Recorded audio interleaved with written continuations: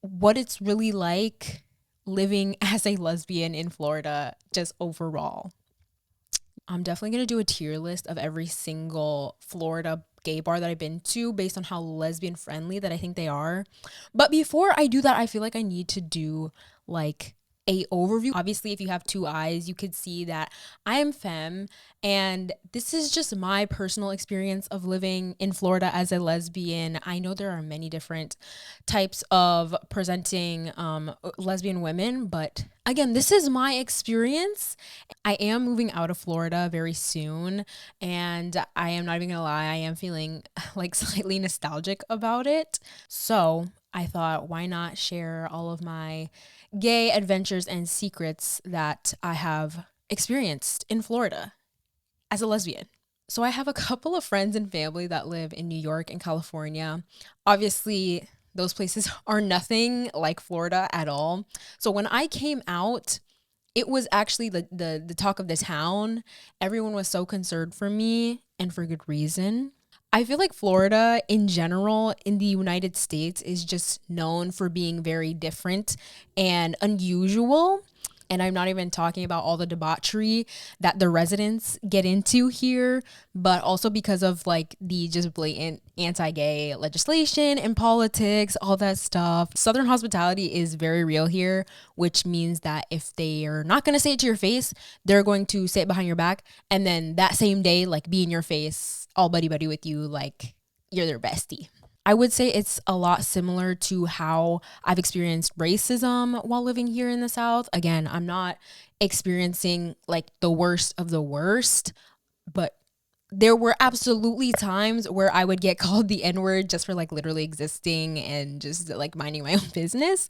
But I will say, I feel like the main emotion that I would feel was like disappointment and obviously sadness in the people around me, because I feel like I would have more than a few friends back in like high school and middle school who were like social justice warriors, so called. And then like I would see them on like one of my other friends' story, like literally screaming the N word and like laughing hard as hell. Like it's like the funniest thing in the world. Because yeah, I never really felt like I had true community in the sense of the word, that like my friends had my back always and we're going to stand up for things that were wrong. Everyone mostly assumes that I'm straight until I say otherwise. So obviously the homophobia was not full force, but I definitely have had a lot of moments in public where people are like saying things to me, like outside the club or in the club or at the beach, or when I'm just like holding hands with my girlfriend or walking like close to my girlfriend, things like that, and hanging around with my friends who do not look straight. And I don't know if this is normal, but I have been called things by old people and young people, like just all ages, like old men, old women. And I would say the youngest, and not young women, but I feel like the youngest person that has ever called me something was like 12, I think. It was like a bunch of like 12-year-old boys, like trying to be funny. I haven't lived anywhere else in my whole life, so I'm not exactly sure if it's like a southern thing or if that's like an everywhere thing. I feel like for someone who lives outside of Florida, that sentence was probably insane, that I was just like, "Oh, is it normal for people to be homophobic to you in public?" I'm going to be honest, I feel like in my experience and my friends' experiences that I know, it's not the worst, especially living in areas like Tampa and Orlando. I'm not really too sure how the rural areas are because I stay away from those, obviously. But I definitely do carry a lot of internalized homophobia and shame, and it's cost me a lot of money in therapy that I probably could have bought something else with that money if I lived maybe somewhere that was accepting it. But this video is not going to be about how Florida hates gay people, because we already knew that. This is actually going to be the opposite of that, because a lot of my friends now and the people who have stuck around in my life are genuinely the most beautiful people that I ever have met. And yes, Florida is very problematic, but like she's my friend. Like, come on. Yeah, I started to get into the lesbian scene of Orlando when I was freshly 18, going to Southern Nights, Orlando, hoping to find my wife there. as everyone does. I still remember my first time going there. I was like genuinely excited to go to the gay club, and then I got immediately humbled when they wrote two big X's on my hands. But the real ones know the hack was to just go to the bathroom immediately after you got inside and then wash it off. And in the Orlando area, that was really the only gay club with women in it that I knew of. And while I was living it up, living my best life every weekend at Southern Nights, my mom was terrified, yes. But for good reason, because of the pole shooting. And I think there, like literally 2 days ago, there was a shooting at another gay bar in Orlando. And the pole shooting happened when I was in a freshman year of high school before, yeah, I could even go out. And so that scarred me for sure. So yeah, I'm saying I was living it up. But yeah, that definitely traumatized me because I was always scared of like you never know what's gonna happen. So yeah, that's probably not normal either. But Southern Nights is actually peak, and they do Saturday nights, they do Girl the Party, which is like lady, it's lesbian night, but you will absolutely see the same 50 people every time that you go, but a win is a win. And after I moved out of Orlando, I moved to Tampa, which you might know from the very popular and well-known show Tampa Bays. I really had high hopes for that show, and I was genuinely excited to watch it because obviously I had just moved there and I live there now. And my parents watched it too. They thought it was a hoot and a holler. And I know we live in hell. I should just have fun. But I was genuinely disappointed by that show. I just felt like the cast was pretty shallow. I just felt like they could have done a better job overall of who they chose to like represent the cast of that show. It's not even that I don't like reality TV or anything like that, but it wasn't good reality TV. I've watched a lot of reality TV that was bad because of the drama or the characters, but I couldn't even stay for that. To be honest, I felt like the only saving grace of that show was that they named a lot of good places to go out for lesbians, but now they don't even have that because half the places that they went to are shut down now.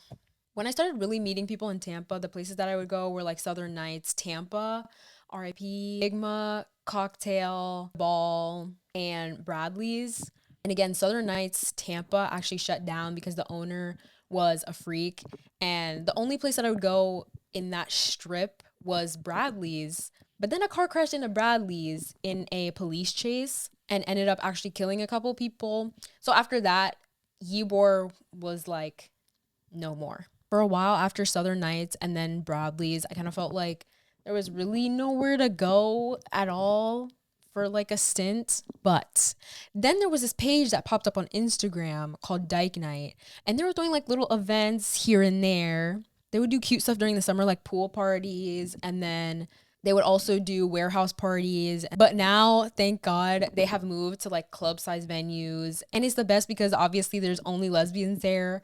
And the DJs are usually women, which means the music is always peak. And the themes are always super original and different every time. And yes, I'm not even gonna lie, there are a lot of white lesbians because again, we live in Florida. Honestly, Dyke Night is where I see the most lesbians of color at any lesbian event here. And honestly, any of their events are 10 out of 10. So if you live in Florida or if you're passing by Florida on a date that they're doing something, it's actually required that you must go to one of their events. Now,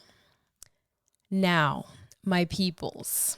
When I moved from Orlando to Tampa, I was kind of sad because I'm like, where are all the lesbians? But then I discovered St. Petersburg, and that is where the lesbians were all hiding.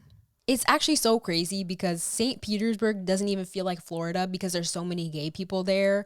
They don't have any lesbian specific clubs, but the gay clubs like Cocktail and the Ball are so friendly and nice. They do lesbian movie nights, and I think once a month, and then the Ball does lesbian night on Fridays. And yeah, I would say St. Pete feels like the safest place overall, and it has the best vibe in all of Florida, in my opinion. Treasure Island also has a part of the beach that everyone calls Gay Beach.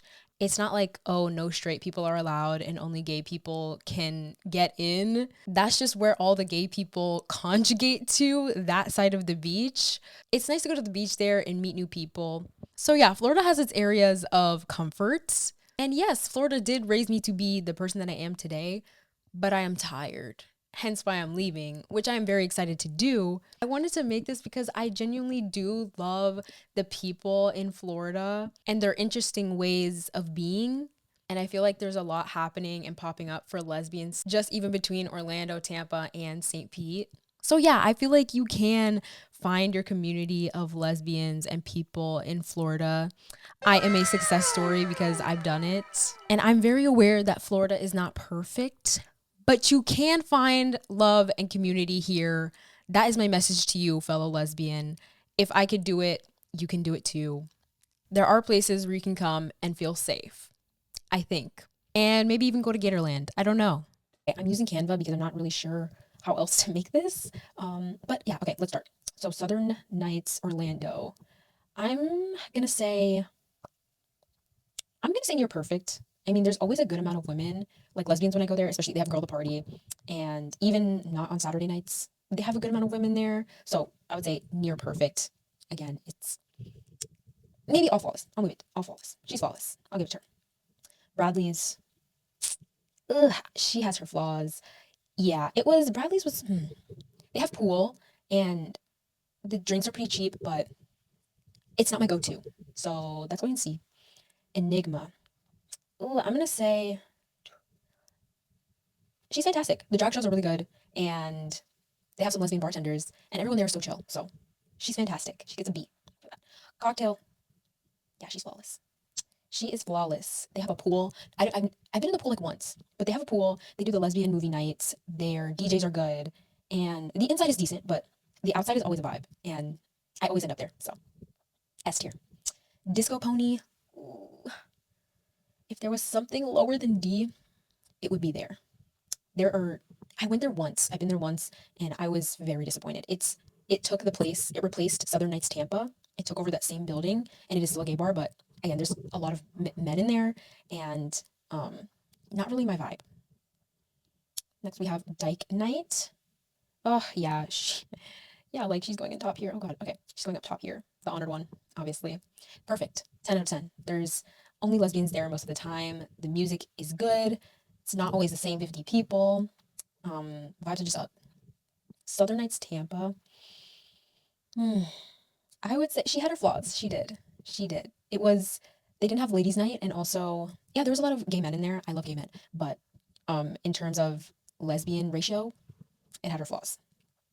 District South, that is a bar attached to Southern Nights Orlando, but I've been in there once, not moved at all by her, at all. No. And then lastly, we have the ball. The ball.